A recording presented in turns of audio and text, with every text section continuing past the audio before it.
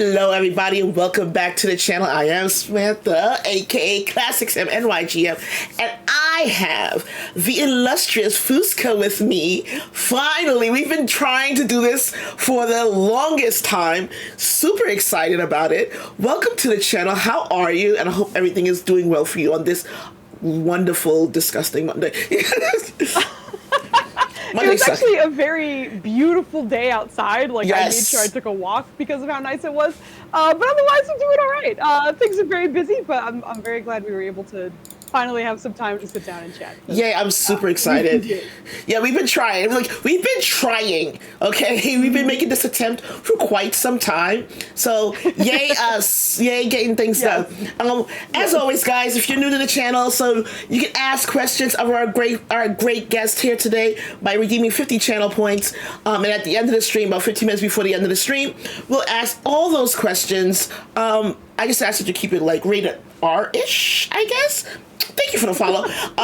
And within, some type of TTRPG whatever, you know what I mean. But how do you get channel points? By following this channel. I cannot wait to do this, so we're going to talk about a bunch of stuff. Welcome in everybody who's new to the channel. Thank you for that follow, Microcosmic God. That's amazing. Hi, Cookie Mon Steve. Hi, Cloud Cover. Oh my God, thank you, kids. Amazing. You guys are awesome. So I just want to ask this. I've been meaning to do this for a while, so I'm super excited. What came first? Because you are a TTRPG streamer. You do games as well, but and you do perform on some AP channels occasionally, as well as the AP that you have on your channel. So what came first, like the TTRPG stuff or streaming? TTRPG definitely came way before streaming. I've been doing that for super long, pretty much exactly as long as I've been gaming, which has basically been since I've been old enough to do it. But yeah, I think I gave you a slight hint of it when we were on the Girls Run These Worlds. Yeah. I genuinely started streaming by accident. It was not an intentional thing, but that's how I got there. But no, I've been in the atmosphere for a while at least. The story when you're like, when you accidentally hit the button, I'm like, what do you mean? Yeah, no, genuinely. Like, so for those of you who don't know who weren't in the Girls Run These Worlds stream, when we were having this whole lovely panel that we had over there, Foozca accidentally hit the start streaming button, and that's how she started streaming, which I think is amazing. Genuinely. So, so I wanted to go a little bit deeper into that. How do you accidentally, how does that happen? How do you accidentally hit start streaming? So essentially what happened is we started using VTTs and such once COVID hit, because obviously we couldn't be in person, and most of the people, with the exception of my brother, were in person initially. So for our regular campaign, everyone was in person. We started doing the VTTs and online stuff once COVID hit. And then I just really loved the idea of recording. Like, my brother playfully calls me the archivist because I always take pictures and videos of anytime we're hanging out, because I want to just have everything. And it's not necessarily to show it to other people. I just love being able to look back at those memories and revisit them for whatever reason. So long story short, because we were doing it virtually, I was like, this is so much easier to record than if we're in person. Right. So grabbing those screens is so much easier than when you're at a table and getting the audio and all that. So I was like, let me just start recording. It'll be fun, right? So I started doing that, and we recorded many different episodes, and I made an overlay, but it was genuinely just for us. It wasn't to be shared. So initially it was like, oh, this is just a fun thing that we can do. And then I was using Streamlabs, and the record button's real close to the stream button, and but the stream button is bigger. In my defense, it's much larger than the record button. Right. But I absolutely misclicked one of the times we were playing. And it's actually where we met one of my longtime friends and followers. Oh, that's awesome.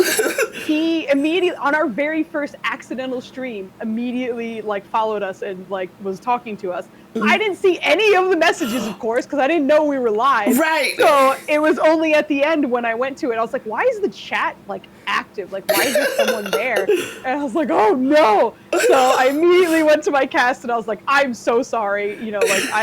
I didn't give you guys, I didn't ask, it's not for me to say whether you want to stream or not. So essentially I was like, do you guys want to do this or not? And at the time, we were like, we had a few who weren't, and I was like, that's fine. If anyone says no, the answer is no, and that's okay. Right. But over time, we were all open to it. We started doing it, and my goodness, I'm so happy we did, because my God, all the friends we made has been such a great time. And it's amazing because you guys, like, it was like one of those things, like, I didn't catch the first stream. I didn't see that. I didn't even know this was that's how it happened. I just came across you one day, and you guys are so just chill and just like one of those APs that's like a friendly table. Like, it's one of those like, oh, everybody's cool, we're chill, this is fun, yay for us. So, but it's still a very niche thing. Like, it's not like that social media outlet. It's not like travel blogs. It's not like, influencer makeup thing. It's literally tabletop role playing, and that by itself is not as popular as it would seem, right? So why did you decide to why were you recording that amongst yourselves before you started streaming? Yeah, a lot of it was to kind of have those fun memories. I think, like, when you're watching, when you go back through old photos, even if it's like in high school or something, you can be like, hey, remember that hat you wore or whatever? And then, like, it's fun to just kind of look back at that. So the recording started because I was like, I just want to be able to revisit these moments. Because sometimes there's I think especially storytelling with friends is so epic, right? Like, there's so many moments where, like, someone will knock your socks off and you're like, that was awesome. That was so good. Yeah, like, I want to see that again. Let's do that. I want to watch that again, And that's the main reason it turned into what it was for us in terms of like recording it or why even do so. And also, like, I love that it is niche, because I'm very much a quality over quantity kind of person. Yes. Like, I would much rather have like a really tight-knit small group than like a million people who are into something, which is also great. It has its own merits as well.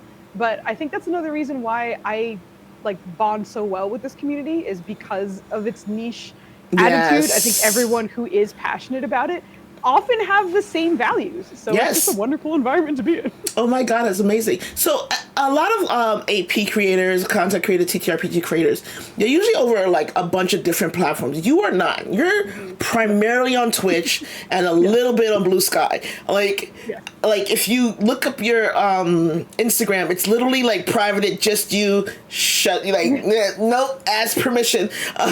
So why haven't you expanded out into the other social media? Part of it is because me as a person, I don't love advertising for myself. I feel like, in a stupid way, this is just a me thing, but disingenuous in a way to be like, hey, come watch me, come watch this and that. So I'm not super comfortable with that, which is also why you'll see on my channel, my face is nowhere on it. We have a logo and all that such. It's only when you go to the actual videos and such that you'll see whoever involved with it. But in terms of having a front-facing individual, I'm not super in love with that. Also, because we accidentally started streaming, we errant husband Arm. Do you want to say hi? Hi, Arm. Hello. Hi. He's trying to leave, but that's squidge in.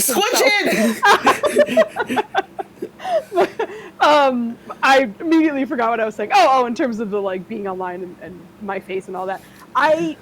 Because again, we started streaming by accident, I used a username that is super rare, Foozca. Right. Because my nickname in real life is Fooz. And then one of my brothers eventually started calling me Foozca, and there's so many other variations of it. Right. But Foozca is never taken, no matter where I go. So that was part of the reason why on Twitch it was available. And the name kind of became me accidentally on the channel, but it's almost Foozca and friends in a way. But yeah, so for that, I don't love the idea of being super public about myself and my life as well. There's many things that I just love to keep for myself, and I'm very protective of that. So in some ways, there are barriers I will have where I'm there's a certain amount I'm willing to share, and otherwise not so much. But I love that. So what's funny about that is that even though you're not over social media, you are steadily growing on Twitch. So as you grow and more people find your channel and start to enjoy your content, do you have, I guess, barriers in place to keep your private life private? Kind of. I think I do so in a sort of passive way. I'm really not like kind of worried if someone more or less finds me, thankfully at this point.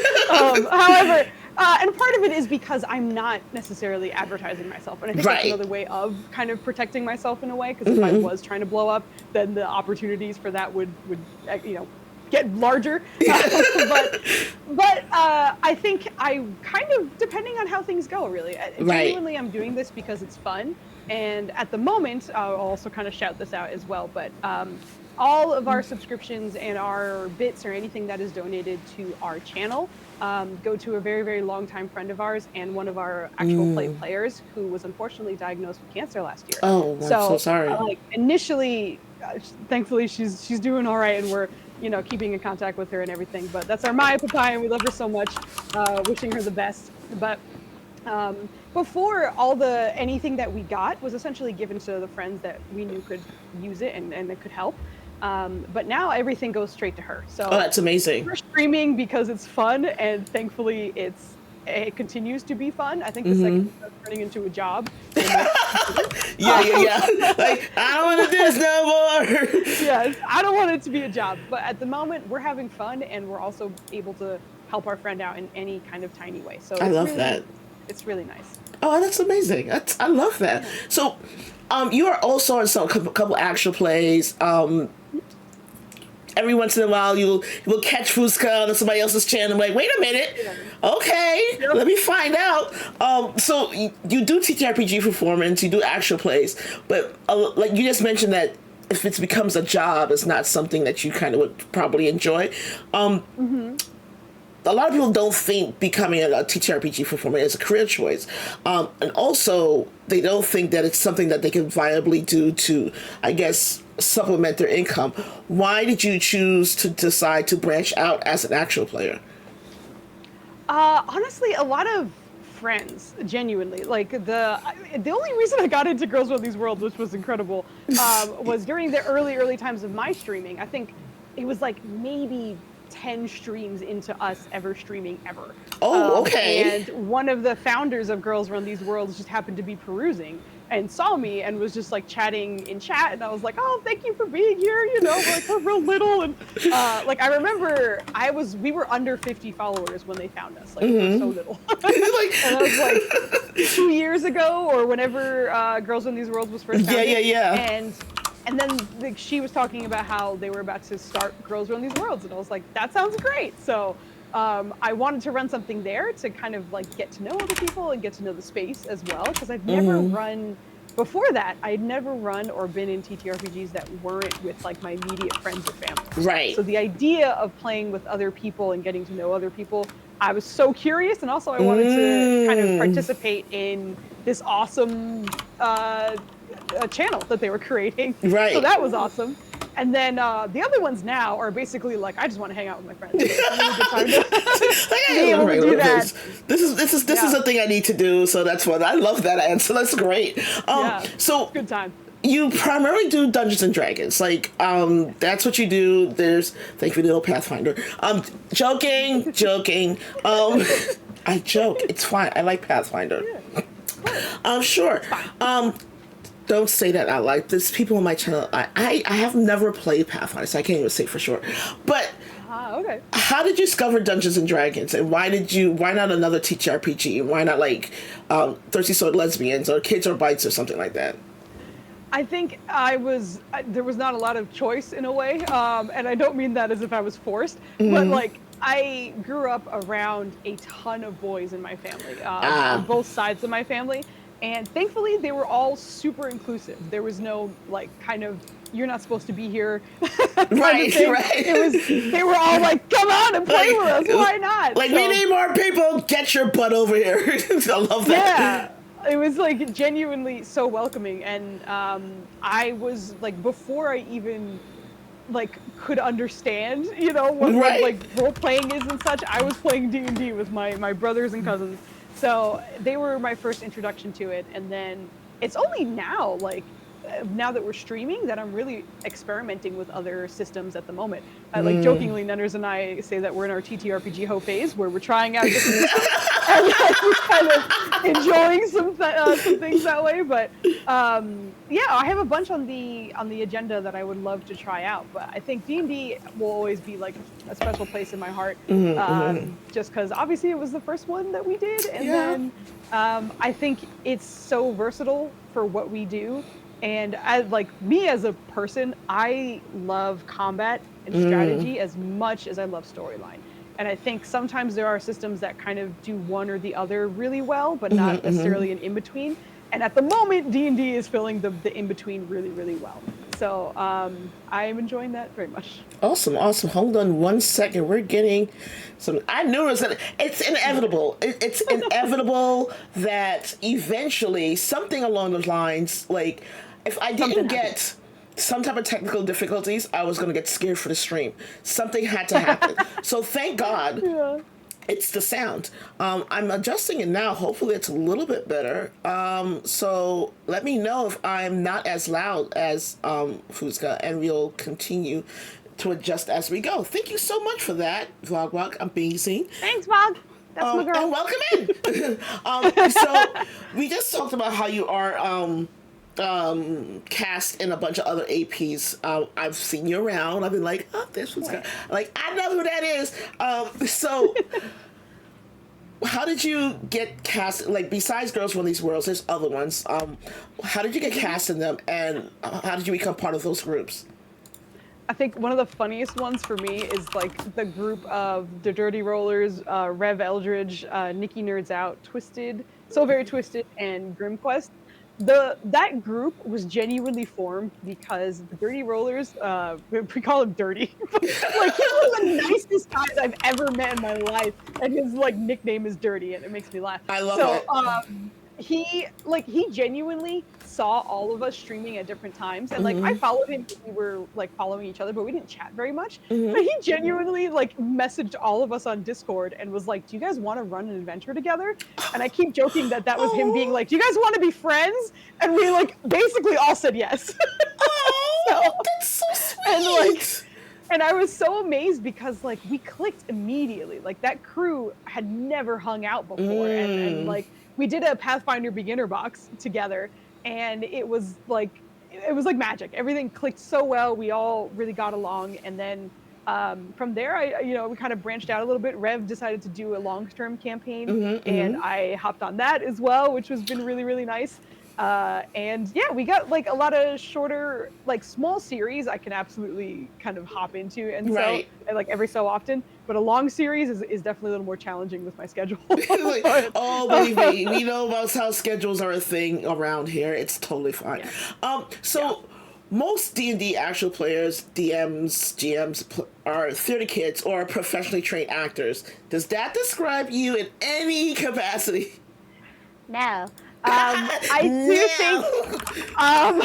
I think there was like possibly a weird like theater kid geek self in me at some point that was never exposed to whatever. But I have always loved role playing. I always thought it was fun, even when I was a kid, when I was playing with my cousins and brothers and I didn't fully understand it. I still loved it so much.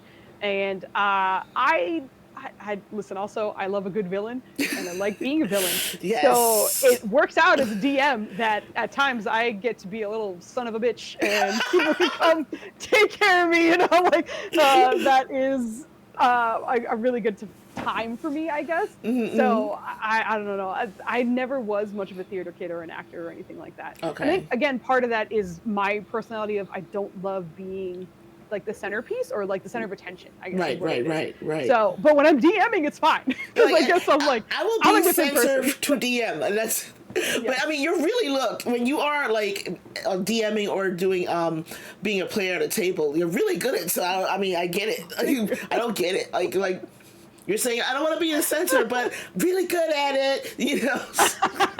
Saying. I think I'm okay at it. Yeah, I'm okay at it, I think. But it is so much fun. It is definitely fun. It's definitely fun. But with the popularity of your channel growing and other TTRPG channels growing, do TTRPG streaming and D&D is slowly becoming this popular thing. More and more people are doing it. You can see it on Twitch, especially when you scroll through Twitch, but also on YouTube and TikTok and 100% on Threads.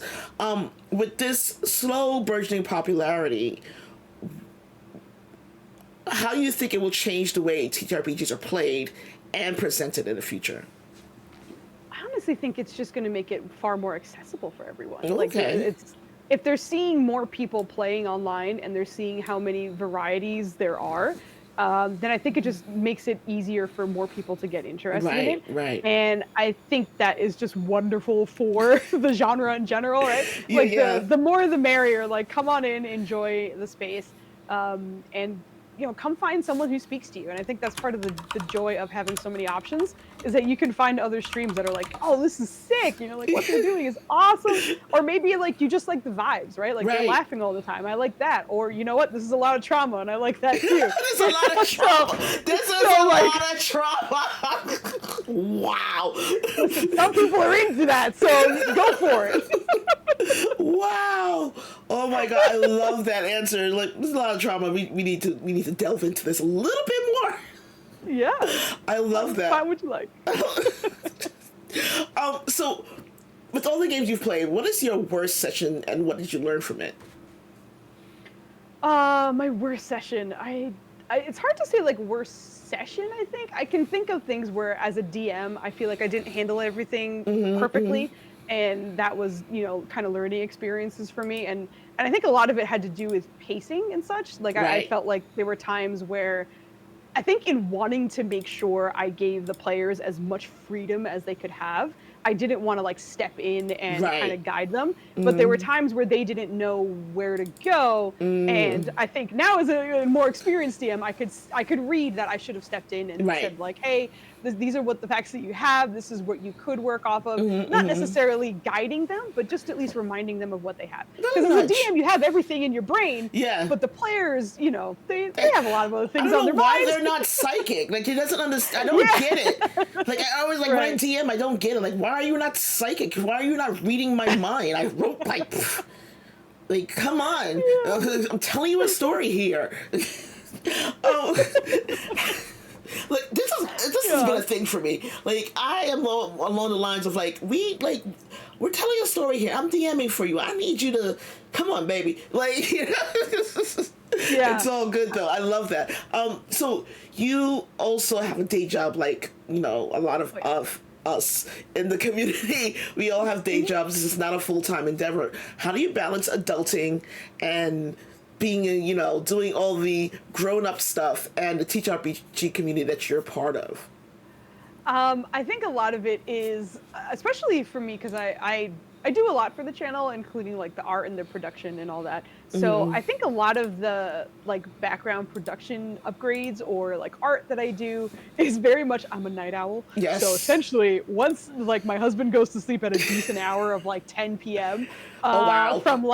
From 11 until 1 a.m., I'm usually either like drawing or playing or doing whatever I want. But that's often the time when I will sit down to kind of upgrade or do things around the channel that I would like to do. Right. Because usually, like sometimes during the day, I might like dick around, but nothing. I can't do a lot because my job is keeps me very busy. So I can't do it during the day. And it's part of the reason, like, I'm very protective of my weekends because that is my unplugged time for the most part. Yeah. Like, we do stream on Saturday nights for the most part, but in general, like, I do feel like I need that time to just kind of unplug, just to be me for a little bit. Yeah. Yeah, I get that. Exactly. I get that. So usually, like, my 9 to 5 is what it is, and then my 5 to like 10-ish is usually whatever time I can have with my husband, or working out, or trying to keep myself healthy-ish, getting everything else done, and then my night owl gets the work done. Oh wow! I wish.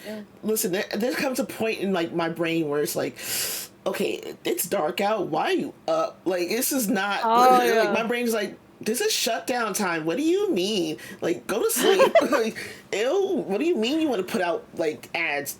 Go to sleep. Like, oh my God, I'm the opposite. Like, the sun sets and I'm like, the night has just begun.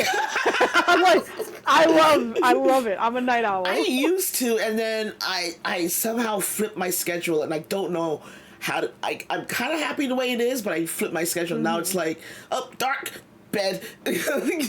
Like the latest You're probably better off. Yeah, that's probably better. Now it's like, oh, it's 7 o'clock. It's time to get up, which is bullshit. I hate that shit about it. But so there's a rise in actual plays on Twitch and on YouTube as well. There's so many people who are endeavoring to be the next Dimension 20 or the next Critical Role, trying to catch that lightning in a bottle of 2019, 2020. What would you say to people who want to take their home table and expand it into an actual play? Should they even attempt it? Especially as someone who accidentally made their table into an AP. I think my first question to them would be like, what are your goals? What are your intentions? Because if your intention is to be the next Dimension 20 or the next Critical Role, it sounds really mean, but a part of me feels like I should say don't. And most of that is because you should be whatever makes you cool. Right. You know, like don't be chasing after something that worked for someone else, because that doesn't mean it's going to work for you. Right. And like whatever comes out of it, if it's positive, that's great. But like I don't think it's necessarily a great idea to just kind of use them as a blueprint and be like, we'll just do everything that they did, and like find out what makes you unique and find out what makes you have the most fun. So in that regard, that's why I'm kind of like, I don't know if I would say that, but if you want to join the like TTRPG space and like make friends and you know, have community and all that, then heck yeah, get in here, you know, like bring what you got, and like you'll find some love around here. Everyone does. And that's part of the reason I like it so much. But I think part of, and as you mentioned many times, this is a niche environment. It so if you are trying to blow up, that's a that's a tough sell, you know. Like, so like you're gonna find a little hard. Yeah. And not only that, but like you got to work at it. Like you like the production quality and also like the fun that you have and everything else. Of course, some of it can be just organically, because if the relationships are really good, then that doesn't, you know, then that'll just be really awesome and enticing to watch. But also like, it's a lot of work too. You got to put in some time to do it. And if you want to do it seriously, ooh, you know? Yeah, like look, I occasionally do one shots and I'm like, that's enough. Like I legitimately don't have the patience to sit and do an actual play unless I'm on somebody else's table. Let them handle all the logistics. I'll come and be your player all day. Yeah. But to do an AP, I take my hat off to you and everyone else who does it on a regular basis, on a campaign basis. Could not.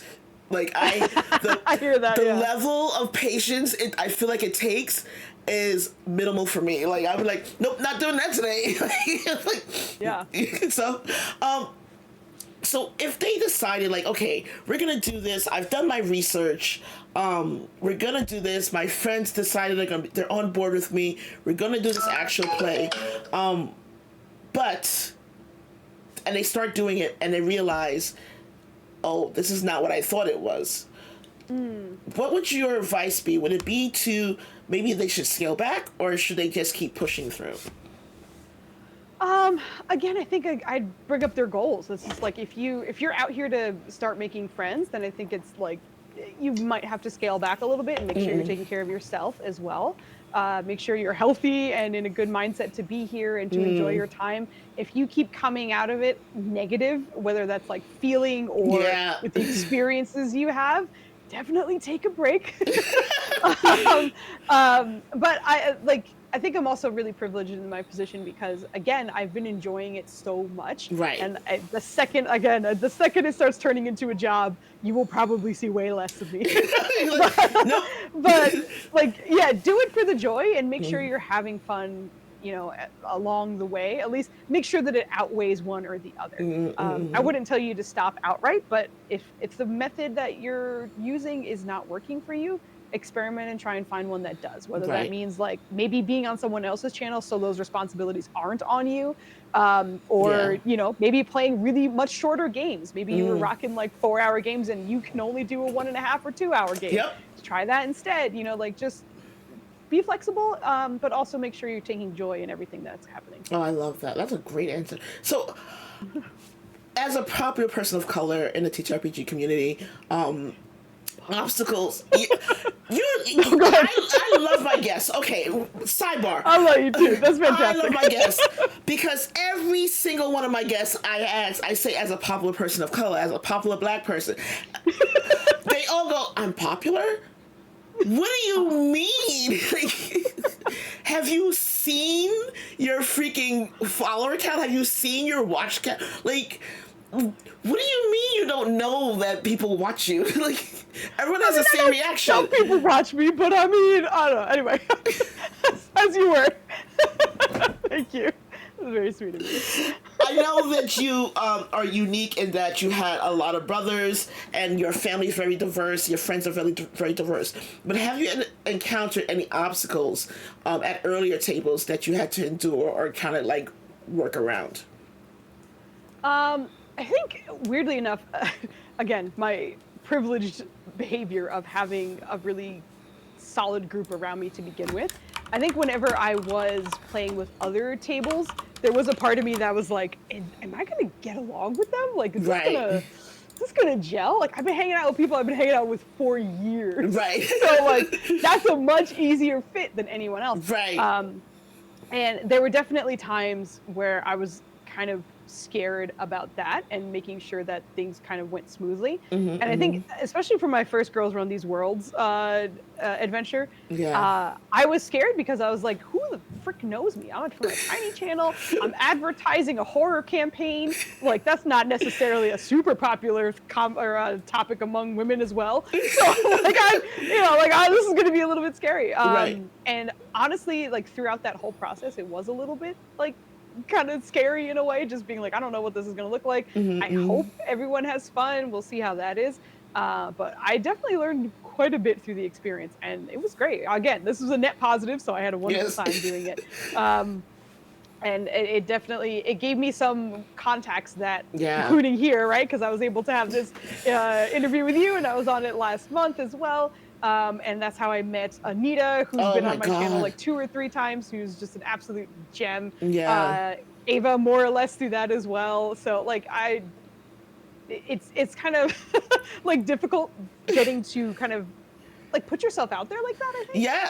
I have found it very rewarding. Yeah, it is difficult. It's one of those things you're like, it's easy to like push other people. Like, I enjoy going as a popular person, then you're going, oh my God, oh no. And I'm like, shut up, you are. But if people do that to me, I freak the fuck out. So, like, it's so weird. Like, stop saying it to me. Don't do what I freaking say. Don't do that to me. So what do you think with the rise of DEI and the controversy with different companies dropping DEI, a lot of TTRPG communities are now putting out DEI statements about their tables and about their channels. What do you think the future of intersectionality looks like for the TTRPG community as well as the gaming community? I think they're almost separate in a lot of ways. 'Cause I feel like the TTRPG community is super open and super inclusive by default. Not everyone, of course, but in all the nerdy things I'm into, the TTRPG space is the nicest by fucking miles. Oh my God! Okay, like, people don't understand how adorable almost every 90% of the people I've encountered in the TTRPG community are the darlings. Just oh my God, I want to just hug your face. Like, let me just love your face. Yes, 100%. And like, being a girl playing video games, you know, when I was a child, I was not an acceptable environment to be in. And even so, like, even now on Twitch, like, women will get shit all the fucking time. And I think the amount of times I can see women getting shit on Twitch for smaller channels, not obviously, unfortunately, the larger something is, the more assholes are going to be around anyway. But like, for smaller channels, I don't think I've once seen any kind of discrimination or kind of just uncomfortable behavior around a stream that I happen to be on or near or around or anything like that. But as someone who has played online video games and shooters and stuff when women should not have had mics in those situations, let me tell you. And that's part of the reason why I feel like in the gaming industry, I think it can continue to be more toxic. And that is also, unfortunately, because the majority are cis men hanging out and being toxic with each other and not knowing how to even start to be inclusive and all that. So I definitely kind of worry about games in that sense. But I'm not worried about TTRPGs because I feel like we're good. We got a good bedrock.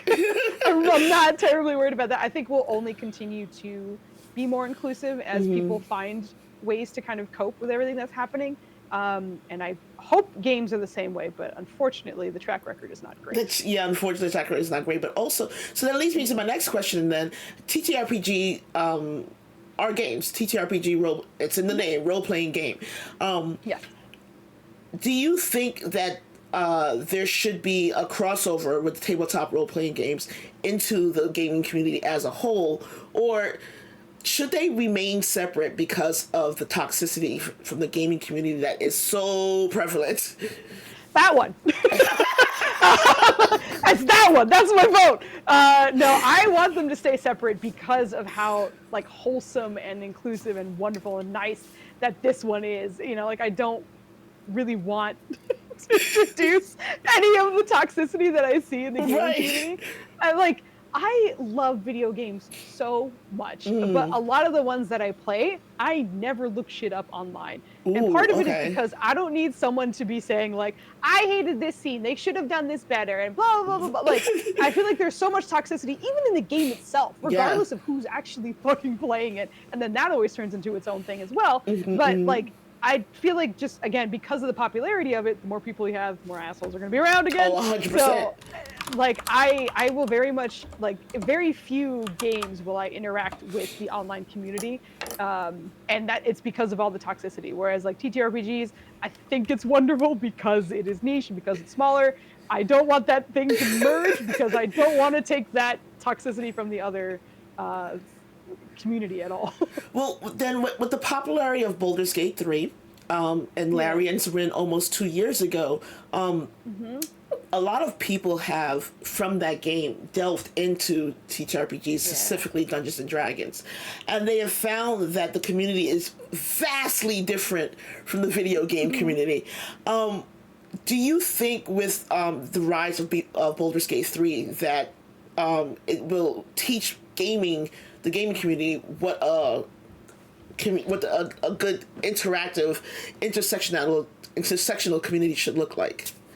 I hope so. I hope it continues to do so. I think it already kind of is. It's doing a great job getting people into that mindset, and also in the stories that it tells. Because I think they were really thoughtful in the characters and their stories and who is involved in them, in a way that felt really natural and organic. So even people who are, for whatever reason, maybe sensitive to those kinds of things or whatever, they're exposed to it no matter what. And I think it's doing. Larian is also a goddamn diamond in the rough. Because I love the bejesus out of their previous game as well. So when I heard they were doing Baldur's Gate, I was like, we are set. We are good to go.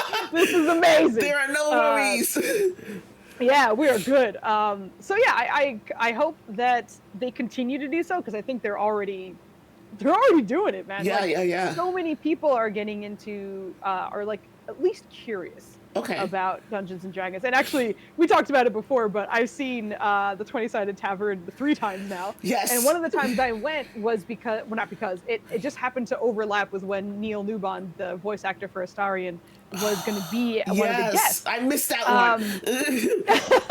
I missed that one. It's okay. That was the best D&D weekend. That's when D20 was at Madison Square Garden, and we went to that too. It was I was avoiding that weekend because of D20 being at Madison Square. I was like, I wanted to go to see 20-Sided Tavern, but I'm like, there's so many people in this city right now. I don't want to be there. I live in this city. I hate when there's too many people. New York is already crowded, and then you add more people. No. The tourists. Oh, God, you're not from here. Move, walk faster, walk faster. Yeah, don't stop in the middle of the goddamn sidewalks. Look at your phone. Blast in the wall. For real.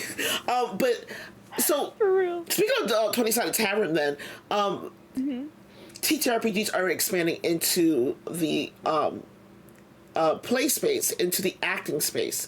So do you think, I've noticed that a lot of people are in the actual play community, in the TTRPG community, are expanding out into the acting space.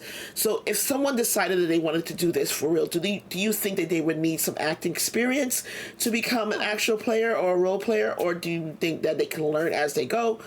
What advice would you give someone first starting out in the TTRPG community?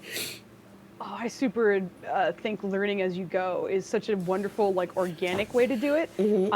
Because I also worry, like, when someone sees the way, like, perhaps another DM or another character plays, and they're like, oh, that accent was really cool. I wish I could do that accent. But a lot of times it's not just the accent that's bringing it to life or anything like that. It's the mannerisms, it's the cadence, you know, it's the like the expressions that you get behind it. So like truly what feels natural and what feels good, even if you're feeling it out as you go. Because there'll be times where I'm like, I'll have an NPC and I have maybe 2 notes about them, which is just like, I don't know, like gruff and terse. And then I just figure out how they speak as I'm speaking, you know, like it's nothing that I had planned. And sometimes that just feels better because you just get to be a little bit more natural, a little bit more organic with it. So my advice would be like, don't be afraid to try new things, but don't ever look at someone else and think that that's like a playbook. You know, like don't like do what's good for you, not what like you saw work for that person, because there's a lot of other elements that made that work, and you like relying on yourself is going to be like the most organic and the most like compelling, I think, for your players or even your fellow players. If you're another player at the table, everyone is always drawn to authenticity, even when you're role playing. Oh, I love that. That's a great. So, I have to ask this: you are at a table on your channel with your friends, with your family. So. Take that table and stick it on a desert island. Like everyone's there on a desert island. You guys are just stuck there, and for 12 hours out of the day, 5 days out of the week, you only get to play D&D. What setting are you running? Ooh, setting. Oh my goodness. Well, okay. If it's for me, it's probably going to be trauma and horror because I love that very much.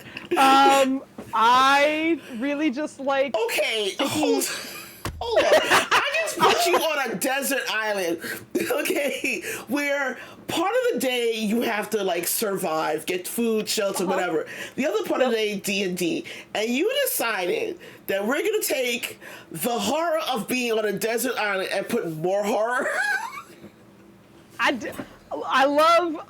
Like one of my favorite things is taking stuff from like backstories or whatever storylines they have going into it, and just taking that nugget and doing something very fun with it. I love horror.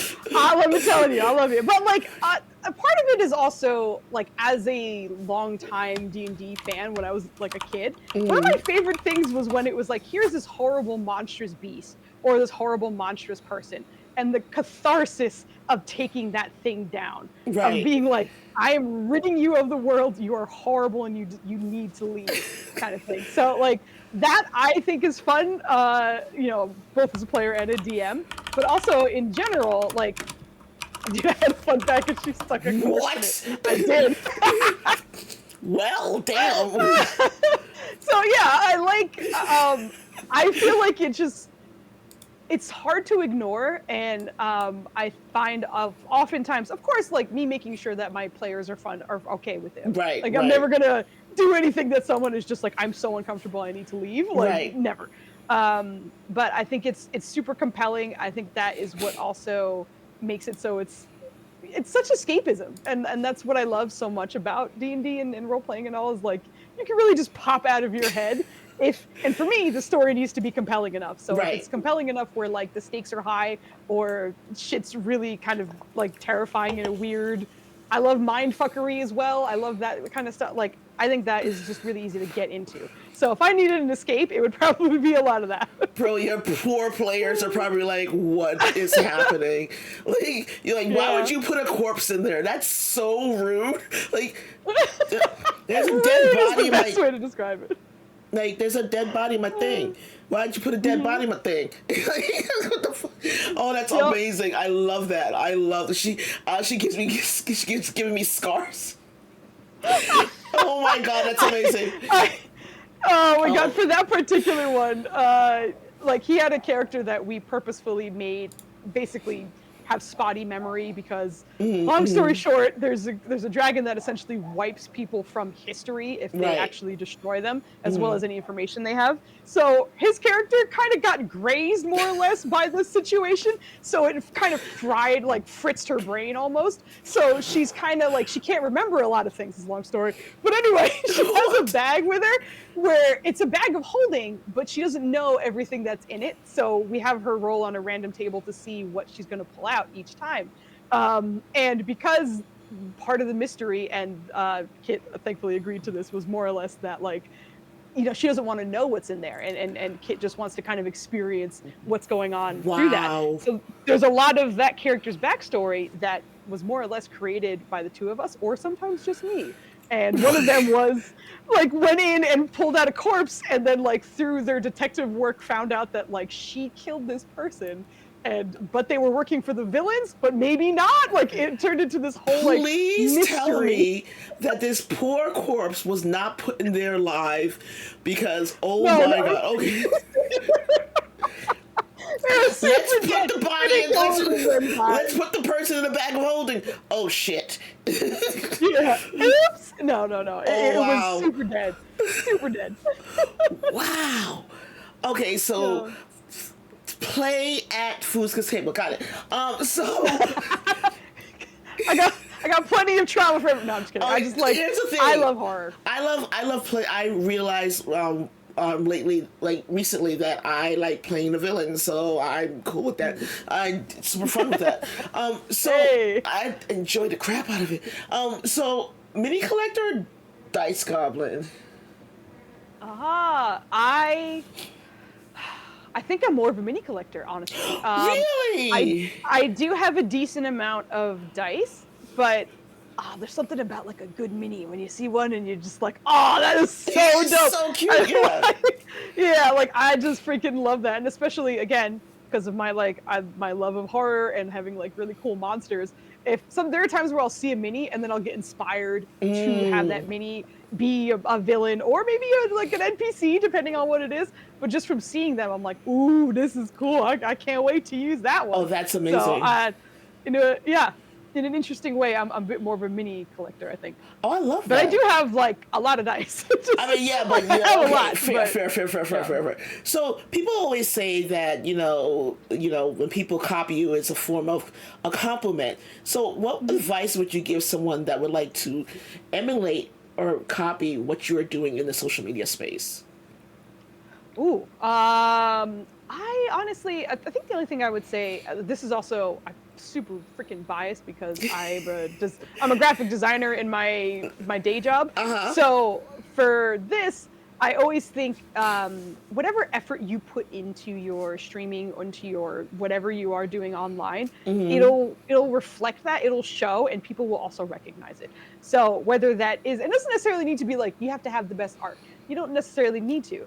You just have to be, like, thoughtful about what you're showing and how you are showing it, or how you're letting people interact with you, whatever that may be. So for that, I would just say, like, effort in is kind of like the effort you'll receive that in however that is. It might catch someone's attention because it looks really nice, but if you're not good, if the substance isn't there, they won't stay anyway. Right. But in terms of production quality and such, like, any effort that you put in, people notice. Put time into how you are presenting yourself, and whether that's the sound or the presentation or however it may be, it can catch someone's attention, and that only makes it better for you because you get to meet more friends and such. Exactly. So I think, just consider your production and what makes you unique and how you can showcase that. Oh, I love it. Okay. So you mentioned that you don't like despite the talent of being a DM and being able to scare the crap out of your table and being a really good actual player, you have said that you don't prefer to be in front of the camera. So you are also behind the scenes type of person. The difference between the two are very vast, though. Like, those are two different, total different things. Which do you prefer, though? Just, like, with the popularity of your channel, do you prefer being there to keep that popularity going, or do you prefer, like, being behind the scenes? And if you could be behind the scenes and keep that popularity, what would you prefer? I don't know. I think this is also like hard for me to answer, mostly just because I'm literally playing with my really good / best friends / family members. So there's never a situation where I'm like, I'd rather not be in that room. You know? Like, I love everyone so much that it's like, I want to be there. Like, that's awesome. Like, I hate your guts. I don't want to be here. No. Yeah, right? It's just like, you know what? You pissed me off. No, but part of the reason I am comfortable with the streaming that we kind of started with, and I am getting more comfortable with gaming streaming as well, which I'm fine with. Like, I would never super uncomfortable with it. But anyway, is because there are numerous faces there. So like, even though I may be a player or I may be the DM, I may be talking the majority of the time if I'm a DM, but I'm not the only person there. Like everyone else has their opportunities to have the light shining on them and all that. I think what I would be super uncomfortable with is if I was like, not so much depending on which game I'm playing, but if it's like me center focused the whole time, that's it. That's the kind of stuff I'm not like in love with. I don't think I would hate doing it, but it's not like my jam. I love community and I love group dynamics. That shit makes me so happy.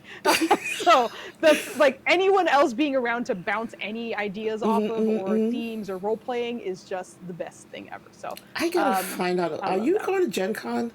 Are you going to any conventions? No. I went to PAX U, and I go to PAX U every year. Well, the one in Philly, I went to the last 2 years. Oh, okay. I'm about to say, you did not just go in 2024. I did. In 2024, I did go. You did not. I was there. Also, we're not that far. We should just hang out sometime in the city. Like, what the hell are we doing? Like, we literally live like not far from each other. We're literally like, no. First of all, what do you mean you went to PAX? I was at PAX. You know what? I'm so. The entire PAX U was me like legitimately just being like after I got back, like, what do you mean this person was at PAX U? I don't understand. Like, what do you mean this person's at PAX? Like, what the fuck? There were so many people there, though. It's so easy to just not meet people. Like, it's so full of people. It's insane. But no, I think this year I will be more vocal about where I'm going. I don't think I'll be making it to Gen Con, but I do make it to PAX U every Okay, good. Okay, okay, good. But we're also gonna hang out in New York. Like, we're gonna hang out. Like, what the fuck? Yes. For sure. Really, I just got a message, and I'm super confused about what is happening with this message. My brain's just kind of went, burr? like, yay ADHD. Cookie Mon Steve, who is in the chat, understands that I am super easily distracted, and if something pops up in my periphery, I'm gonna go, what?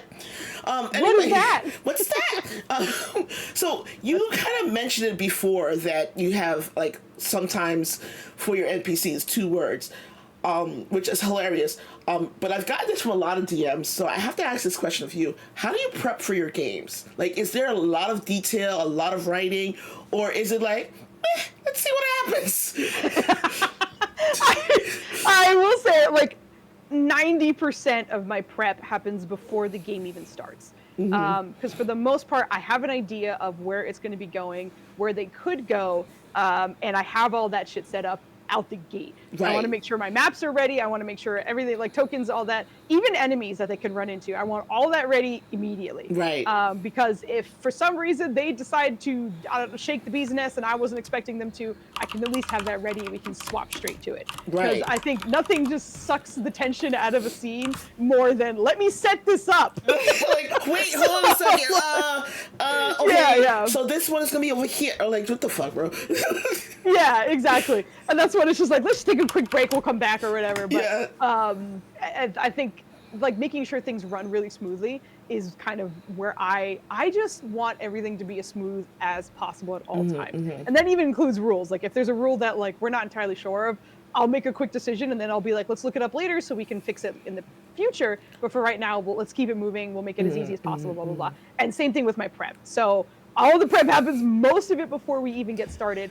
Once we get started, I kind of feel it out, because if I have everything ready and they're more or less on track, then I could just roll into the next session and we're right. good. You know, like I already know where they're going. I have everything. Like we're set. However, if they do something real weird, or they're like, we're thinking of just ignoring that and going all the way over here instead, then my prep session would essentially be being like, okay, let me make sure I know what's going on over there. Yeah, I need to know what's over there. Yeah. And I will say, I'm one of those weird DMs that I feel like I don't have a lot of notes. Like I think if something happened and I dropped off the planet and someone needed to pick up my game for me in the meantime, I bless them. I don't know how they'd be able to, because I have no information that is readily available to them. Because more or less, I have like certain things that I know that I'm keeping track of in the background, but it's incoherent nonsense. It's kind of like 3 or 4 words that I understand, but someone's going to be like, hobgoblin in the basement. I don't know what that means.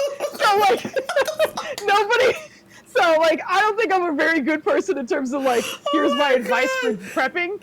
I'm not great at it, but it works for me. Oh, my God. Okay. You know what? I don't know if you know this. I'm an obscure movie reference person. Okay. So, there's a movie called The Five Heartbeats. And that's cool. It's a really cool movie.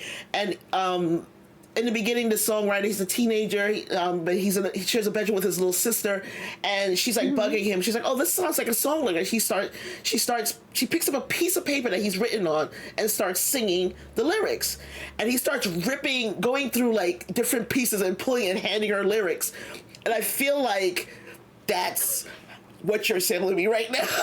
Like, I have in this drawer some. Oh, here's a goblin. Yeah. Like, the thing is, I do know where and what is going to happen and, like, what we're doing and such. It's just, like, I think it's so ingrained in my mind because I spent so much time in the beginning, like, knowing who the factors are and such, that I don't need the notes necessarily. But, yeah, if anyone had to look, they wouldn't understand anything. I think the only thing that's organized is, like, in Roll20, like, where the monsters and where the bad guys or where the neutral guys are. Yeah. Like, you could find everything there. You would just not know who's, like, why. You know, like, none of that would be clear. Oh, gosh. Oh, that's amazing. I love that you're like, it'll be there. I just don't know why. And they're like, good luck. If you want to pick up where I left off, good luck. Oh my God, I don't even know. I'd have to give it a breakdown. There's no way. No idea. Oh, that'd be amazing. Oh, that's amazing. I love that. So then what's your favorite setting? Let me rephrase that. Do you prefer homebrew or modules? Homebrew. I've only ever done homebrew. Really? And part of that is because I really struggle not tweaking things for my players. And I think every time they start doing something that I'm like, that's really cool, then like I'll kind of adjust to make sure that they still feel cool in their decision making. Right. And to make it really kind of work for them. So I think a lot of times when I read modules, my brain is like, but what if they do this and then this changes and then I have to do that anyway. So part of me is like, I'm gonna figure that out anyway. Why don't I just make my own story? And also another part of that is I love representation, and I come from a background where I'm half Kenyan and half Peruvian, and there's not a lot of that in video games or TTRPG spaces, you know? So that's my opportunity to do that. And in the main campaign that we have, and even like the medium series I'm going to be running, it takes place in an African city that I fully made. And it's like a lot of names are very much what you'll find in like Swahili and Kikuyu names, and it's an opportunity for me to also explore and represent that while also telling the stories that I want to tell. So I love homebrew so much. Oh, I love that because I think I've never actually like run a module. Same reason, like, I read the module and I was like, but what if they like decide to stay in the Dead Frost? I don't understand why it would, like, you can survive in the Dead Frost. Like, it's a whole thing. So, as someone who does this a lot, have you learned any life lessons from gaming? Whether it's the video games or TTRPGs, what life lessons have you learned from gaming? I honestly think it really helped me read people and situations a little bit better.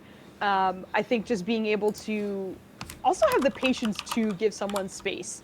Like, I think I have a very large personality, I think. Yes, a little bit. So oftentimes when I was playing a character who maybe was more quiet and was more reserved, was kind of like almost like a practice impatience. Right. So getting to like test out different personalities that I may not subscribe to all the time, it made it a little bit easier for me to kind of step back every so often and just kind of read the room as opposed to kind of speaking up first because I was like, oh, there was a lull, let me hop in. Right. As opposed to being like, okay, who's feeling what and how can I enhance that in this moment? So I think the collaboration that I've picked up from it has been invaluable. Like really, really I cool. love that. I love it. So I have to ask this question because you just said it. Like you're a big personality. Like there's nothing timid about Foozca. No. What's in your opinion, if someone wants to be like get into this industry as a whole, what personality trait or strength would they need to be successful here? Ooh, I genuinely think a lot of it is like creativity, but also like approachability. I think if you have something that someone can like very quickly kind of hop in and be like, oh, that's cool, Right. you know, like out the gate, then I think you're already in a really great situation. And I think especially like with my friends and I think we just love to laugh so goddamn much. Oh God, you guys laugh. You Like, guys all are the time. hilarious. We're always like cracking up about something, and I think that is something that people like to see or like be around, right? Like you want to feel like you're there and having a good time as well. So I think more than anything, like your creativity, of course, because you like someone who, again, your uniqueness, I keep talking about it, like showcase what makes you special. Right. Because everyone is in their own ways. You just, sometimes you need to find out what that is. And I think for us, it's like the levity that we have, because we'll laugh about anything, even though like I literally just talked to you about the trauma and stuff that I love to have in my storyline. But we're still laughing your streams though. Like I watch your streams. Yes, it's horror. Yes, there's a lot of trauma, but you guys are like cracking each other up. It's actually the funniest thing to watch. So like even though I know what you're running is a horror show or something or a horror game, you guys are literally cackling, and it's so like it's one of those moments you're like you go from like, oh my God, that's terrifying, you're like, oh my God, huge joke, laughter. Yeah. Yep. What am I watching? Yeah, exactly. Like it is fascinating. The approachability, I think, is what really makes it, accessible, right? Because if we were all just sitting there being scared and like, having a bad time because our characters are having a bad time, I think it'd be harder to get into it. Oh God, yes. But if we're talking about, the monster that I have on the screen, and then someone's like, it looks like he's just kind of doing yoga right now, and we all crack up, like that makes it fun for everyone, So I think it's the approachability while also showcasing how you guys are cool and how what makes you guys really awesome, how well you work together, things like that. So that's so amazing. I love that. Like I love watching your stream and like your table. Thank you. You guys are hilarious because 9 times out of 10 I have a bunch of streams running, but I'll have like one that I'm watching, and I'm usually like, God damn it, I gotta pee. Like shit. So you wear a lot of hats. Not only do you do your own actual play and play video games on your channel, you also do other people's channels. So it's always been my belief that people who do all these different things, whether they're podcasting, doing social media, doing action plays, you're a producer, you're a director, you are, support tech, you're the tech, you're the only tech. Where do you see yourself in those roles I've just mentioned? You're the DJ, exactly. I've just mentioned. Do you plan on expanding on any of them in the future? I'm sorry, I just read Joe's comment. The number of hats is impressive, especially with that hair. That is hilarious. Oh my God, I love their comment. I love that comment. Thank you. That's Joe. That's from the our best channel. comment. I love that. Oh my God. In terms of expanding, I like this is kind of slight like spoilery, not quite, but I have been doing the artwork for the characters for the last like 2 years or so. And initially I didn't, just because we used artwork that we found online. But the more, like, as soon as we started getting money from our stream, I was a little uncomfortable with that, because like if it's just us having funsies and we're like, hey, I like this character art, I want that to be my character, then I'm fine with it. But like, if we can make money and we're still using that art, I'm very uncomfortable with it. So then I started making our art to make sure that, you know, it was like unique and genuine to us and all that. And I used to illustrate way back when, but I slowly got back into it. Yeah. Before I became a graphic designer, I wanted to be an illustrator, but then I was very scared, because I was like, I want a secure job, and I'm terrified that not like genuinely, like, illustrators are so undervalued, and it's so sad. Yes. So I was like terrified, and I was like, I definitely want a job that I can be more or less okay and not really worry too much about it. So I pivoted to graphic design. So I hadn't illustrated in so long, and I got back into it because we started streaming and we started making money, and I was like, all right, let's make sure that I feel good about the art we're having here, because even if I reached out to the artists, which I did in many cases, just to make sure that they were okay with it and all that, and like, if anyone said no, which for some reason none of them did, and I was like, thank you, but you can say no. Anyway, all of that is to say, it got me expanding my illustration skills some more, because I hadn't been like flexing that muscle in a while. Right. And because of that, some of our long-term campaign, the one that I DM, is kind of on hiatus right now, because one of our players is going to be gone for months. So in that time, I'm running a short series, but when we come back to that long series, I have new styles that I want to experiment with in this break that we have. So the other hat that I'm going to be wearing is likely going to be in the sense of like the video introduction and the way the characters are presented. So I don't want to spoil too much, but I want to expand that a little bit more and see how much more I can dive into it. Oh, so nice. I like that. Fun, I think. I love that. Yeah. You actually spoke about this, about how you love horror and how you love, like you're like, I love psychological horror. That is my shit. But there are tropes that people use. So what are some of your favorite tropes that you use or subvert in your storytelling? Oh, okay. I think subverting is kind of a funny one, just mostly because I, as a femme presenting person who I am, almost like 80% of my NPCs are women. You know? So like, I feel like anytime they run into someone, they're like, is it a doctor? It's a woman. Is it like a note taker? It's a woman. It is like mayor? It's a woman. You know, like so many women are out here in like positions of power or not, you know, depending on what it is. So I think subverting things in a lot of ways, so many of my NPCs are women, just out the gate. And then on top of that, like in terms of tropes that I like, I think in general, I love a good plot twist. I think it's super fun. I think especially when it's not something that is, I don't know, like super overt, I guess, when it was like, they've been in your team the whole time. Like that, I don't mind. I think it's fun still, but I had a twist on them that happened last year that it was literally like a year in the making setting up. But long story short, one of the main villains essentially invited them to this like crazy party, like literally in the sky. It was on a floating disc that many other very important people were invited to.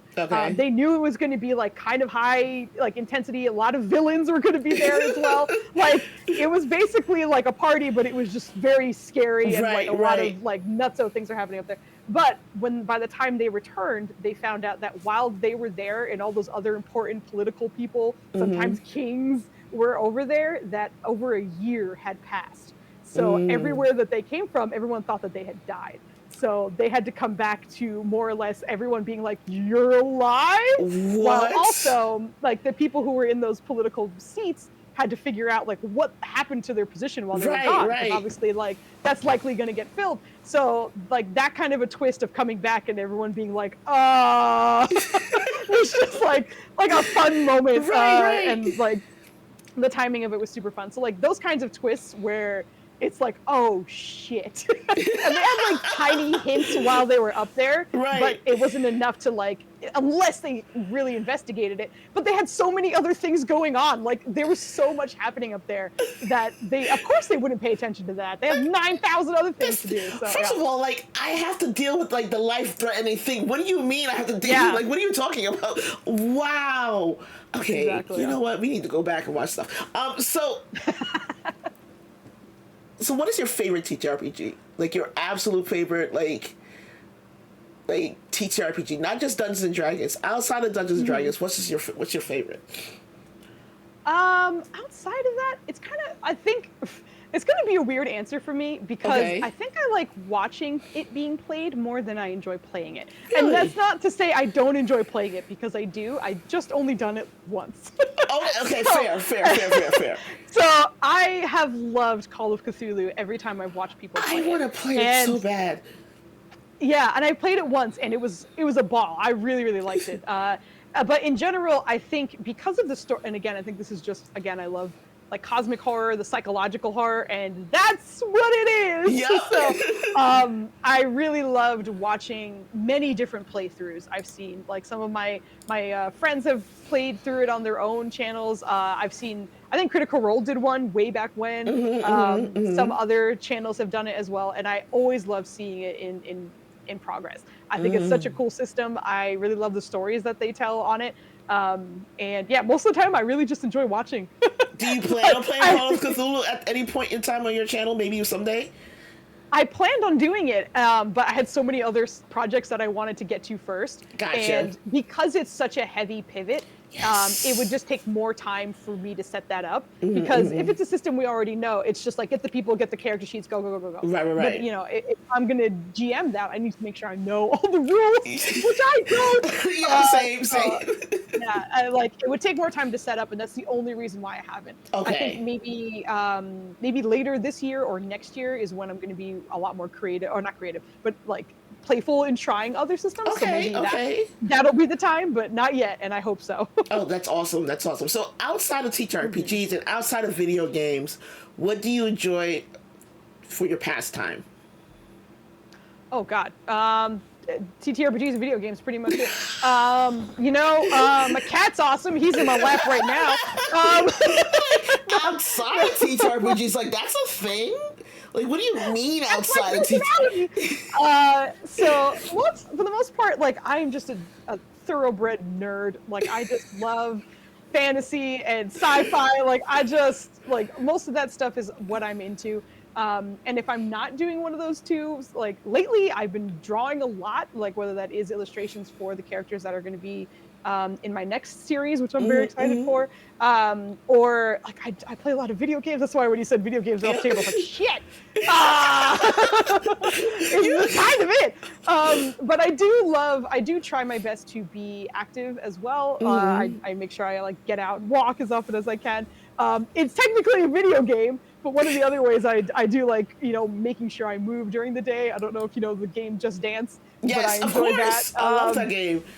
I haven't played it forever, but I haven't played it in a while, but I love that game, Yeah, and it's also like such a nice excuse to just move around, especially during the COVID. I got really way back into it because I was like, if I can't really go outside, but I still want to move, I can play this and do that.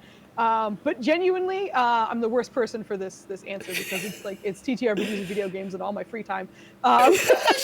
She's like, what do you mean? My free time, my pastime, other than that doesn't make any sense. It doesn't compute. That is mine. That doesn't compute. I don't know what you mean. Part of it is definitely because my free time is relatively limited. So because of that, it's more or less I'll fall back into one of the things that I really enjoy doing. Gotcha. But like I've been video gaming for so freaking long. And I love planning for TTRPGs as well, whether I am the DM or I'm a character and I just kind of think up things for, what will happen next and all that. All right, I can kind of get it. I do love cooking. I love cooking. Okay, so there you go. See, that's a different There we thing. go. I think, for me, I feel like it's not a hobby because it's a necessity, but at the same time, it's like, you don't have to be cooking those specific things. But no, I do love cooking. I love experimenting in the kitchen. It's a good time. Okay. So yeah, there we go. We got some on the board. We got something. We got some. We got there. We got there in the end. We got there in the end. So, people who come to you, or if they ever did, do you have any recommendations for creators or new creators to follow that are, recommend for them to follow who are championing a positive change in the TTRPG space? Oh man, this is when I would be like, don't do what I'm doing, which is to say, advertise. No, truly, like advertise what you're doing and like how you're making a difference. Because again, I came in with a shortcut. I had my friends, my family were already diverse. We were already kind of there. But if you are making changes and you are, showcasing people who typically do not, talk about that. Like let people know, and not necessarily. I wouldn't say do it so that people come see you immediately, because I think people will absolutely be turned off from someone who's like, "Come watch me, I'm cool." Yes, exactly. And they're like, exactly. "No, I don't want to." You're not cool. You're weird. Yeah, you're doing too much. You need to relax. Yeah, so, like, instead, make it more of a like, hey, like outreach to other people and see other people who are making moves in the same space, and like, hey, I love how diverse your team is, and that's when you can kind of open those conversations and get more like-minded people to kind of find you organically is more that I would say. And that's why I said don't do what I'm doing, because I'm literally just kind of like hanging out and I make announcements on Discord and Blue Sky, and that's it. It's literally Twitch, Blue Sky, Discord. That is it. Yeah. I've looked at Instagram, like literally it's like private, like you if you friend Foozca on Instagram, it's like requested. That's what it says. It said requested. I'm like, well, damn. Yeah. Also, so also this is the hilarity of like my channel being named after me, because I had my Instagram way before I had my Twitch. Right. And I didn't really do much on my Instagram anyway. Like I'm just not a social media person. I even when it was like MySpace and all that back then, I never loved the idea of showcasing my life specifically. Like, I don't mind showcasing things I like if we're just, talking about TTRPGs that we like, movies that we like, that's fine. But I just don't like the idea of opening that gate to me, essentially. So anyway, this is to say, my Instagram is my name, but that's because no one would take it. So it was my personal Instagram. And I do have a D&D Instagram, which is just Foozca, I think D&D instead. But the regular Foozca one is just mine. It's literally just so So you'll see it is a private thing, because I don't want I made sure I wanted to have a very curated list of people who could follow me. But genuinely, Instagram for me is about cats and TTRPG. That is all I look at while I'm that's it. That's it. So, if you go on my Instagram, you'll see the promo ad for this stream, and I tagged Foozca. And it was interesting, because I was like, well, that's her picture, but there's nothing there. Nothing there. I was like, it took me literally like 5 minutes last night going, should I tag her? There's nothing, I don't know, does she use this? I don't know. I'll just put it, it'll pop up in threads, so we're good. But it took me a minute to figure it out. I'm just gonna do it. I'll just do it. It's fine. So I love my last post was in 2021. Literally. It's been ages. It's been a long time. So you just spoke about not wanting to do too much social media or you're uncomfortable put yourself out there. But there is upcoming in the TTRPG space the Crit Awards. Yes. And the categories have been announced and people are putting out for their consideration. Have you decided whether you're going to do that for your channel or not? I don't mind being nominated for it, or even putting my throwing my hat in the ring sort of thing. But I'm not blind to the fact that the Crit Awards are certainly a popularity contest. Yes. And for someone who does not like to do that, I understand. If I put myself in there, it's genuinely to be on a list. It's certainly not to win, which is also okay. I'm not saying I'm not going to be in it just because I don't want to. I'm not there to win anyway, so it's not a big deal. But I have, I think I nominated myself and a few others last year as well. Okay. But seeing how many go in, I'm like, Oh my God, it's so and many. Like, if you yeah, go on Threads and put in Crit Awards, it's like whoosh. Like, yeah. I use that that category, that list, to find new TTRPG. Like, not even to like for the nominations, just to be like, oh, I never seen this person before. Like, to find new channels. That's what I use it for. Like, And I it's kind of amazing. wish that they had a sort of like, what's the word I'm looking for when they're like, oh, honorable mentions. That's Yes. I wish they had honorable mentions, because whenever they come out with the awards, it's always like, who are the top 5? And there are people who have like thousands upon thousands upon thousands of followers and all that stuff. So like they're good. You know what I mean? I like, there's a part of me that wants to make sure that the people who are smaller and, maybe aren't getting the flowers that they deserve get an opportunity. And I also understand, I'm sure they're inundated with like however many come flying in for the nominations. God, yes. But a part of me wish that they would have like an honorable mentions where they could shout out smaller channels and say like, hey, I know that like maybe they didn't get the most votes because most people don't know about them, but like, they did this sick story that was really, really cool. Like the character here had an amazing moment or whatever it may be. So I absolutely have no problem in being a part of those. In general, I think it's usually, in terms of my like hesitance to be posting about myself, is mostly I'm just not that person who's like, I had a sandwich for lunch, here's a picture of me and the sandwich. Like, that's not me. I no hate to people who do that. If you do that, freaking go for it. Have a wonderful time. I just recognize that, like, I don't know. I just don't think those things are for me and for me and my loved ones. So like the pictures that I take and all that, I take a million pictures. I don't post them anywhere. They're for me. So Microcosm was like, but Foos. Oh no, why? Foos what? What did I do? How would I know if I had lunch? Hi, Sarah Moore. It's Sarah Moore. Hi, Sarah Moore. Okay, so oh my gosh, you guys I love that. So I have 2 favorite questions. One of them is rule of cool or rules is written. I could speak, and why? Because more and more the TTRPG community and action plays are being ruled by rule of cool. Rules is written or rule of cool, and why?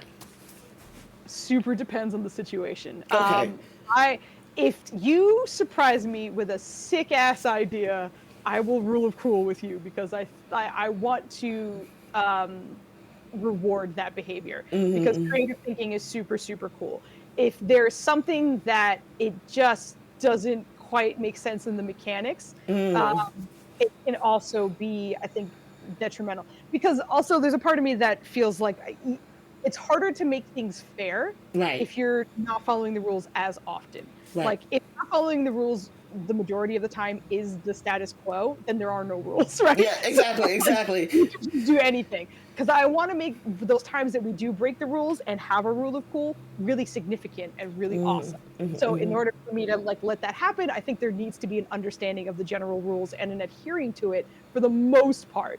But also, it depends on the significance of the situation. Okay. If someone's like, look, I just backflipped onto this horse. Can I use my action to, I don't know, do something cool or whatever? Like, but like your action was doing the backflip. And part of me is like, that's just cool and it's not going to break the situation. So sure, you can backflip onto the horse and do a second action. Like, that's fine. That's fine, cool, yes. whatever. So like things like that when it's like insignificant, not so much. I think that's also kind of, I realized as I was saying it, the more dire the situation, oftentimes the more I will stick to the rules. Okay. The more you see a situation, the more I'm like, fuck it, we're having fun. It doesn't matter. And I think that's because I love when the dice tell the story in those high stakes moments. If it's a fight that's really scary and all the numbers make such a difference going on, then I'm going to make sure we stick to that, because I think that is the coolest way to figure out how that story goes. Right. But again, if you're just having a good time and you're like, I technically already cast that spell and I can only cast it once a day, and I'm like, you know what? You're trying to get advantage on a perception check to find a muffin. I'll let you do it. It's fine. I don't care. Find a muffin. What the hell? like that, I'm fine with. So yeah, I think both ways, a nice balance is always good. Okay, so come to my favorite question, because I love this question. What is with my tongue today? If you could perform or DM for anyone, dead or alive, real or fiction, up to 5 or 6 people, who would it be? Oh my God, I think I'm the opposite. I would love to be the player at someone else. I would be terrified of anyone I would love to have at a table to be the DM for. I don't think I'd like that very much. Oh, really? Yeah, because like, I think if I did DM for someone that I like super looked up to or idolized in any kind of way, I'd be so in my head about it. Like I wouldn't be able to just no, really? Oh man. Yeah. Oh boy, I don't think I could. I don't. All right, so we'll change the question. Okay, so if you could play at a table with anyone, dead or alive, real or fiction, up to 5 or 6 people, who would it be? Oh my goodness, up to 5 or 6 people. That is wild. I'm trying to just like think. My like tiny brain is immediately going towards people that I know, and I'm like, no. Let's try to think of, like new fun people to. I would love to be at a table. Like I always tell people, it can be dead people. It's perfectly fine. That's true too. I'm also a terribly boring person in the sense that I don't follow a lot of celebrities for the most part. I'm not someone who does that very often. However, I would love to be at a table or anywhere near R.A. Salvatore, who was the writer of the Dris Duerden books. Because that was such a huge part of my childhood. So for sure him. Absolutely that guy. I don't know. I'm trying to think of some others. Like this is a hilarious question that I like never freaking saw coming, and now my brain is just like, who would I like to hang out with at a table? Like as dorky as it sounds, I've been at a table with I don't know if you know him, Carpe the DM. Yes. He was the one who did the Call of Cthulhu. We did 2 or 3 shot together, which was like so awesome. I would love to have any kind of long-term campaign with. Like, that'd be cool. At some point, our schedules make no sense for it, but I would love to do that at some point. Which is always the case. It's always the case. The scheduling is always the problem. I mean, look how long it took us to do this. Like almost a year. Like I'm letting you guys know, almost a year. Like almost a year ago. It took a while. I was like, we gotta come on. We gotta come on the channel. We gotta chat. Sure, we'll do that. Not yet. Can't do it now. Busy. Nope. Yeah. Going over here. Gotta travel. Talk to you later. Okay. Bye. We don't live far. No, I said we don't live far. That's the other part. That's the thing. Oh no. Yeah. Oh my God. Actually, now that I'm thinking about it, like this is a full like shoe-in and an absolute cheating of an answer, but I do actually believe it and think it too. But the cast of 20-Sided Tavern, because I know they do that podcast. Oh, yes. Holy shit, I'd love to be at that table for a second. That would be sick. Especially now, because we got a raid. Ooh. Hello. Epic Realms. That's a sick name. Hello. Hi, Nick, Epic Realms, who's amazing, who has been on this channel, and Cherney from Cherney Adventures, super cool. Guys, we're talking to Foozca, finally. Guys, if you don't know Epic Realms, aka Nick, super amazing content creator, does interviews on his channel as well with some heavy hitters, especially authors of some massive TTRPGs, D&D, Vampire the Masquerade, just some really cool stuff. Just chef's kiss. How are you? Just got done with the interview with the RPG design out. Shut up. Are you serious? Oh my God. You see what I mean? Okay, you see what I mean? This is what I mean. Like massive guests. Massive guests of creator, the RPG designer from Fallout. Okay, shut up. God. I'm just looking at the featured clips and I'm seeing, okay, well, I wasn't following before and I just fixed that. So Epic Realms is absolutely amazing. And since I don't have a mod in the chat right now, I will do it and do a shout out for Nick, because Nick is amazing. And the funny thing is, Nick constantly goes, if you ever want to interview anybody, let me know. And I never take him up on it. Absolutely not. Because I am terrified. Oh. I am so scared because if I ever had an interview like that, I would be like, what the fuck would I even talk to this person about? Anyways, so back to the dead or alive thing. What a way to bring us back. Let's go. So especially with, you said 20-sided tavern, especially with Abria Iyengar taking over the DM position of 20-sided tavern. Guys, if you come to New York, you gotta go see 20-sided tavern. Period. Yes. Period. In the story. I've seen it 5 times already. I've been 5 times. I think I'm going to be seeing it a 4th because their last show is going to be sometime in May. It's gonna be in May. They're going on tour. Yeah. Yeah, they're going on tour. They're already in, I believe, in Sydney. I can't remember. I think so. They're in Australia. Right. It's so cool. So they're going on tour in May. Go see it before they go on tour or follow them, whatever. But yeah, 20-sided tarot would be so cool. Also, I'm trying to get on my Yeah. Oh my god, that'd be amazing. That'd be amazing. Yeah. So the other question I have is this. Follow back. Foozca's amazing. Foozca is hilarious. The tables, horror, but hilarious. I can't explain it. Don't ask me to explain it. Can't do it. Horror, but hilarious. It's the best. With everything that we discussed. Guys, if you have any questions for Foozca, now is the time. You can redeem 50 channel points to put in chat, and we will ask those questions now because we're coming very much close to the end of the stream. So in the meantime, while you guys think of some questions, redeem 50 channel points. By following this channel, you get 300. What can we expect from you in the next 6 months? Foozca, the person who is a married person, to Foozca, the AP, Foozca, the DM, and Foozca, the content creator on Twitch. Hey, thank you. Good gosh. The thing I am super excited for that is coming up at the end of this month, we'll have our very first episode, is a medium-sized series. It'll go from March to about September. That is called Echoes of Ruin. And in this adventure, I'm very much exploring a lot of kind of darker themes, really high stakes, kind of political intrigue, as well as horror aspects, because I love that as well. Wow. But a lot of it being psychological horror. A lot of it is also going to be kind of playing with various roles and characters. I was telling these players, which is a bit of insight that I haven't made super public yet, so if you're listening to this, you're getting a slight insight. But my lovely players have more than one character to keep track of. So it's going to be a lot even on their end and on mine. So it's going to be one of the more ambitious projects I've had. So I'm super excited for it. And the cast I have is flawless. I have my brother Nenners. I have Joe, who's Microcosmic God. He's our diversity hire, being the only straight white man on my channel. Thanks, man. You're dope. He's fantastic, though.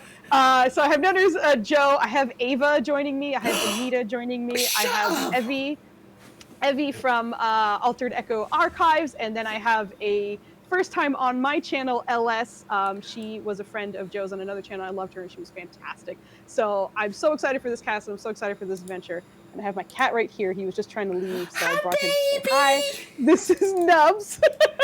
But no, it's going to be a very exciting adventure and project that I'm looking forward to. That's amazing. And it's going to be starting on the last Saturday in March, I think. Oh, so wow, it'll be on Saturdays from then on.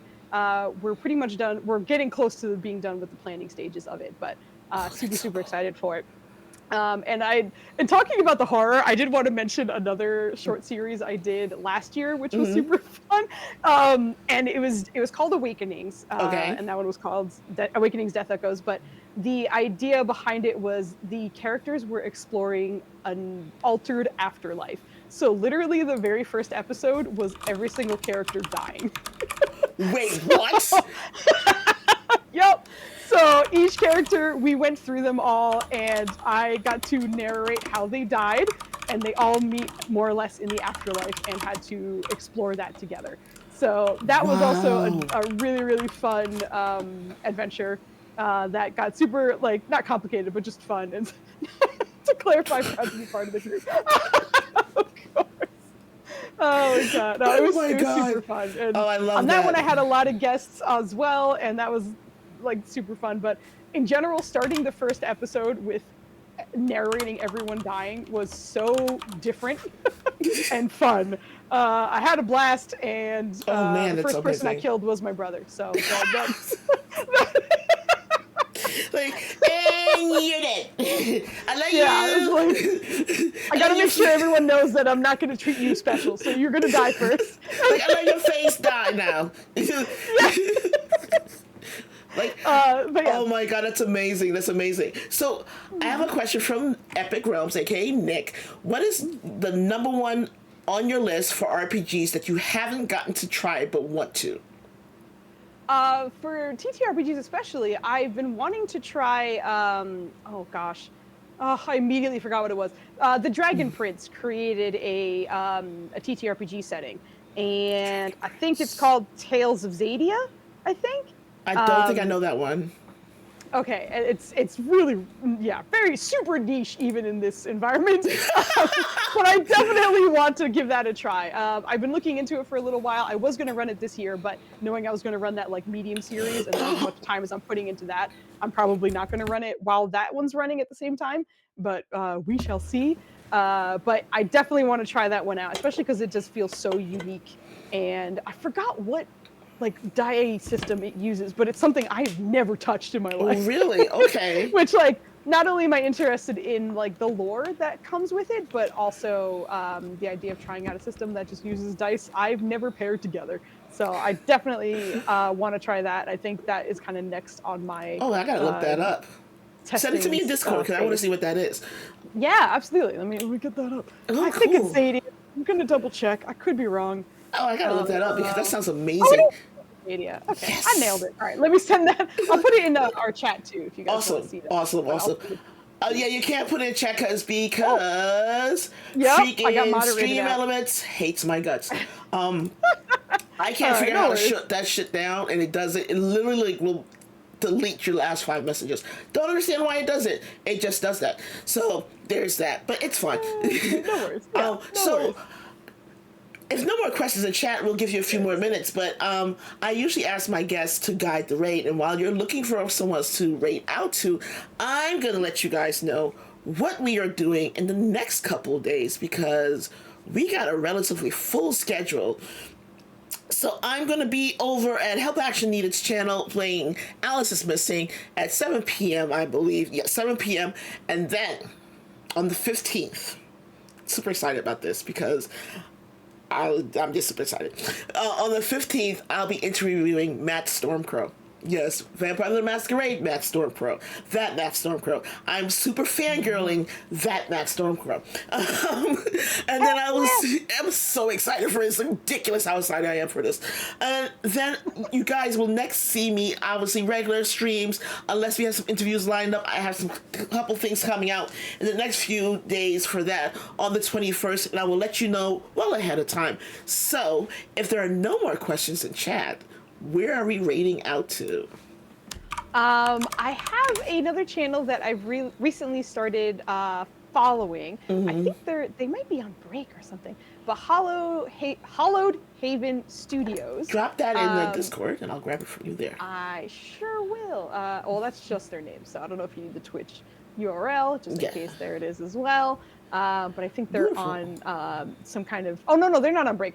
They just have the photos showing, and I'm not paying attention. Okay, so, because I didn't have the sound on, I was like, I guess they're not playing. They are playing. They're totally playing. It's fine. They're playing. So guys, we're gonna go over to Hollowed. Oh, yay! It's intended for mature audiences. Fair warning. Hollowed Haven Studios, we're going to go over there and give them a little hello and hype in their chat. So if you like their content, give them a follow. It doesn't hurt. If you enjoy what they're doing, give them a follow. Tell them I said hi. We're going to go over there and say hi to them. And as always, remember, it's better to be kind than to be nice. And if you can't be good, please be careful. Thank you to Foozca for being here. You've been absolutely amazing. And I will see you guys maybe I'll see you guys Wednesday. Who knows? I don't know. It could happen. Bye.